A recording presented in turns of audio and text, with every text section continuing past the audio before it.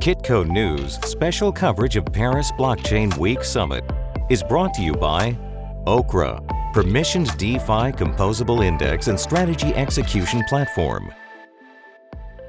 We're talking about cybersecurity and blockchain security with Ruben Merre. He is the CEO and founder of NGRAVE. Welcome to the show. Thank you, David. How are you? Good. Security is a topic that is very important in the crypto space. Well, most of computer science, but cryptos in particular, because people are concerned about their wallets, security, people are concerned about being hacked. There are many, many instances of people being hacked. Give us a few notable examples of a large amount of money being stolen or hacked.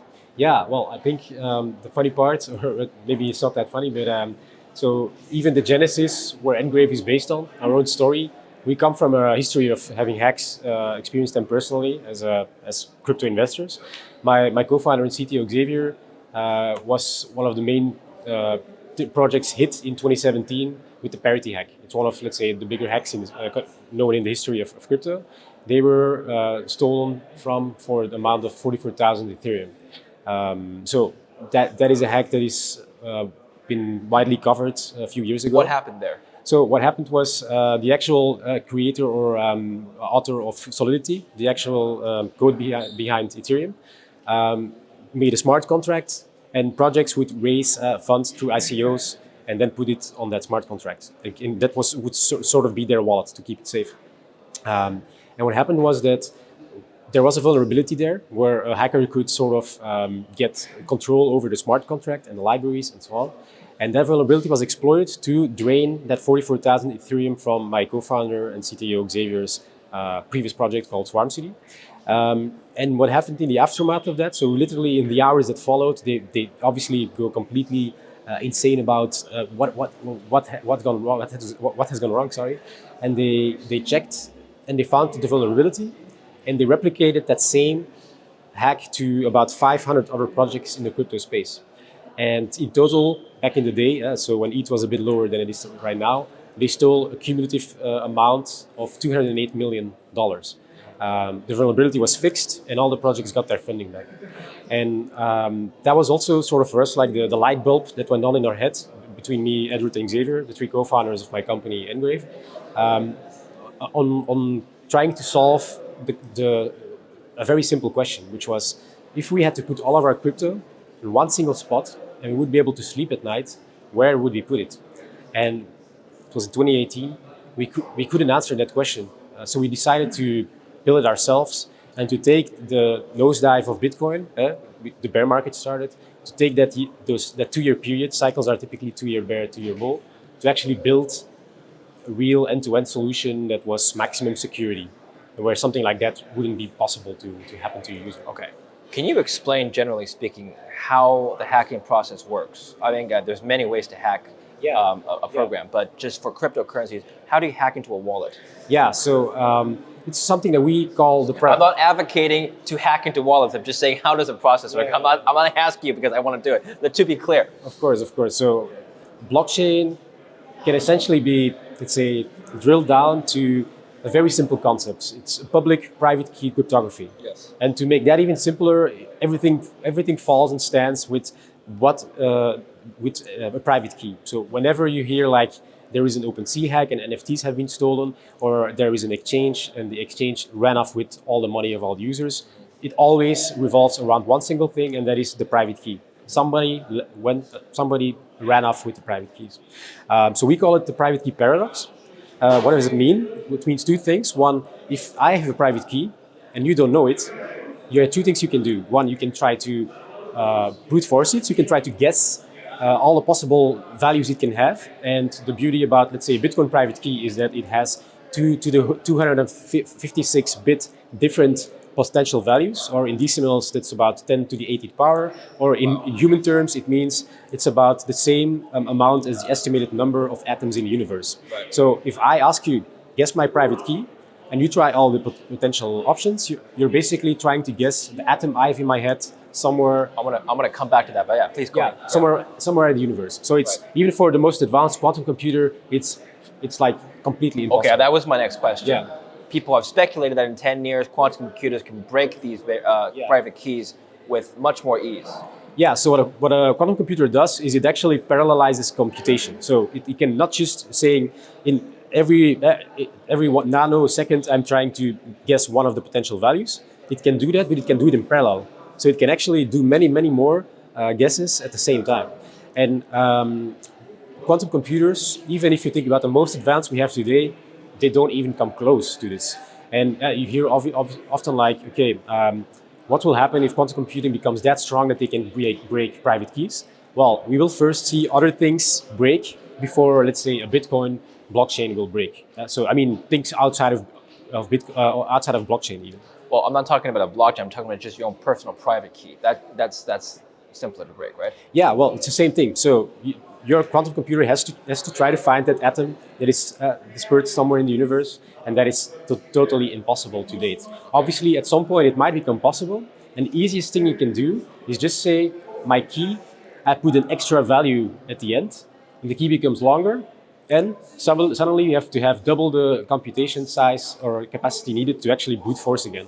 So that could be an easy fix, so to say. So you mentioned there's two ways, brute force, and what's the other one? Yeah, so brute forcing, you can say sort of that it is virtually impossible today to do that.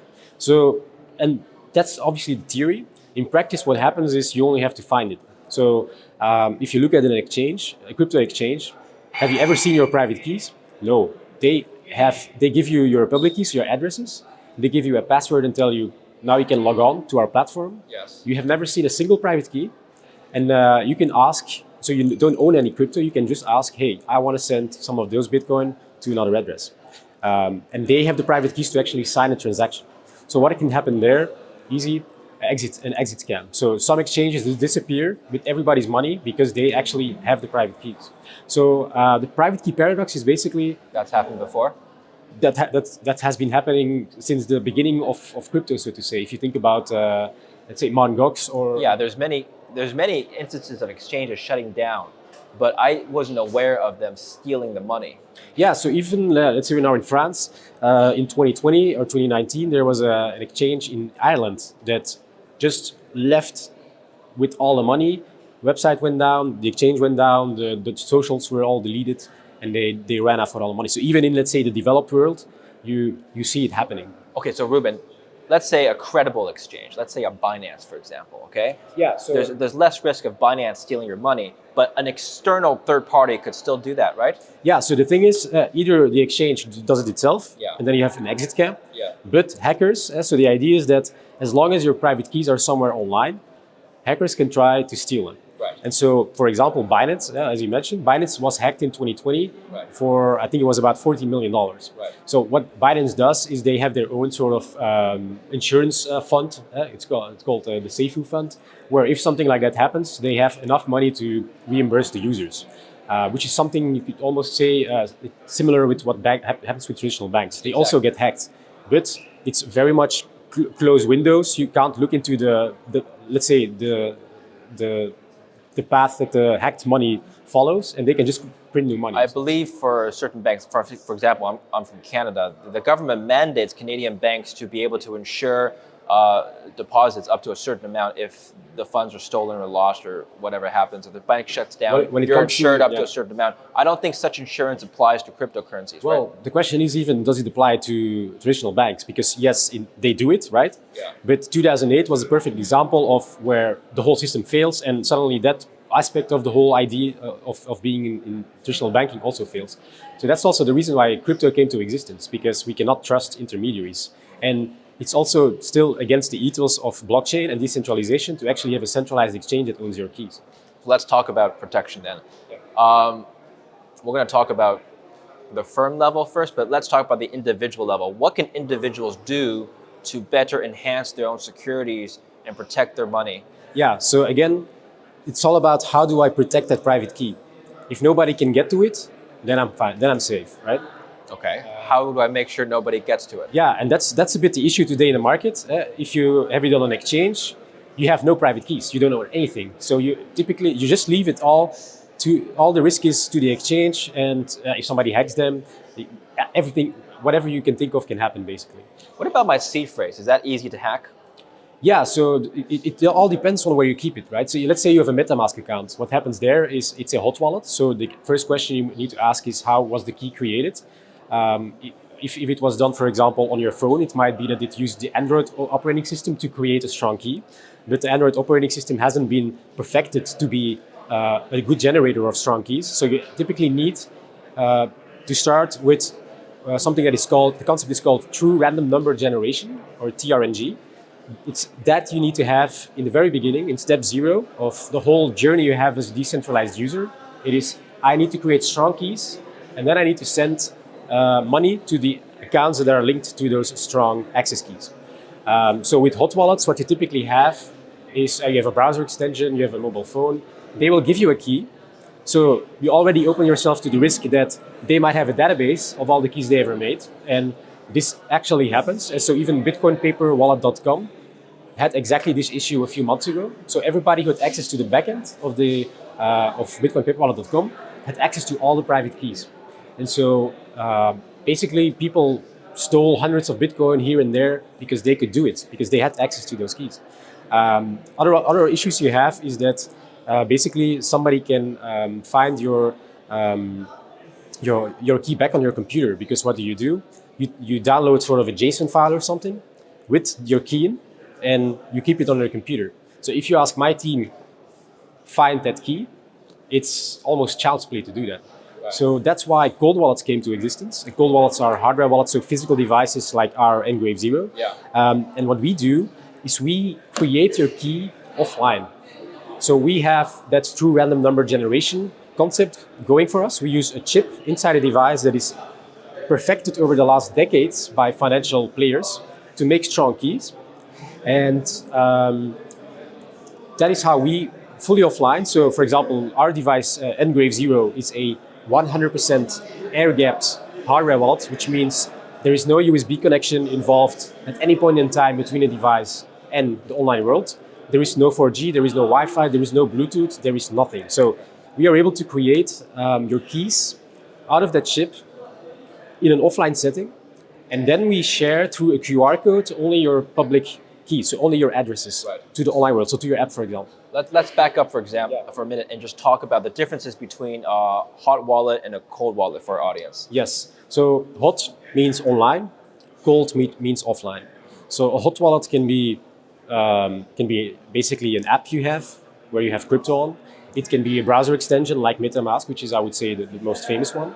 A cold wallet is something that is sort of taken away from the internet. So typically it is hardware. So as this device, it's a hardware device. And it needs to be as disconnected as possible from the online world. So there's a few advantages of a cold wallet. Yes. Obviously, better security than a hot wallet. Yeah. However, if I physically take this from you, like I physically take your actual wallet with cash in it, what can I do with this? Can I still break into this? Yeah, so that depends, of course, on the cold wallet you have. Our cold wallet Zero has been designed to be impenetrable on all these different layers. And so on the most extreme layer, it knows when it's being attacked. It knows when somebody's trying to get the private keys out of the device, and it will wipe itself. So it will wipe your itself? keys. What do you mean? It will wipe the keys that you need to get access to the crypto. Well, that's terrible. I mean, how am I going to access it later myself? Well, if somebody else steals it, that's exactly what you want. You want them to never be able to get access to your keys. What if I lose this? I mean, look, it's first of all, it's bad that I lose my actual wallet, right? You never want to lose your wallet. But in this case, if I lose my physical crypto wallet, where's my backup? Yeah, so that's a big issue today in the market, because you get this beautiful piece of hardware, and then what, let's say 99% of the players do in the market is they say, here's a little piece of paper, write down your backup, and if you lose it, you just buy a new one, you take that code, it's called a seed phrase, and you enter the code into your new wallet, and all the crypto accounts you have will be restored. That's sort of the power of a seed phrase in crypto. So you can just take that little key, import it, and if you had 50 Bitcoin wallets, 20 Ethereum wallets, they will all be effectively and immediately be restored. Yeah. So actually your hardware wallet is very important, but not as important as your backup. And the mind-blowing thing today in the industry is that your paper wallet, it's the worst medium to hold a secret key. Yeah, if I print it out and just put it in the bank vault, which some of my friends do, is that something that you advocate for? No, because paper is something that becomes unreadable over time. So it might be that you go back, you can't even read your key anymore, right? Secondly, if you would use, let's say, electronics and you put that in a vault, electronics can degrade. If that is your backup, you lose. So what we've done is we've built this. This is called NGRAVE Graphene. And so we wanted to solve 3 questions with that kind of backup. One is, what if I spill water on my backup? Today, you don't have a backup anymore. We went to extreme questions, even like, what if I lose? What if my house burns down? So obviously, you lose everything. In our case, graphene is made out of stainless steel. So a house fire is 1,000 degrees Celsius. Graphene starts melting at 1,600 degrees Celsius. So you can spill water on it, you can electrify it, you can put it on fire, nothing will happen to your backup. The second question or challenge we wanted to fix was, if somebody finds your piece of paper, so your backup, they know your key. You could say I split it in 2 parts, I keep them separate. Yeah, that's right. That's what some people do. Yeah, but the moment I find one of those parts, I have information, and I only need to guess and brute force the other part, right? Yes. So what we've done is we've built the first fully encrypted backup in the industry. And what it does is you actually have 2 plates. You make holes through an upper grid and a specific configuration of coding into a lower grid. And only when they are exactly on top of each other, you will be able to see sort of a pattern that shows you what your key is.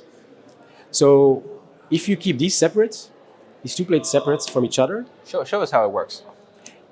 Yeah, so this basically brings us back a bit to the basics, which is, how do you create a strong key?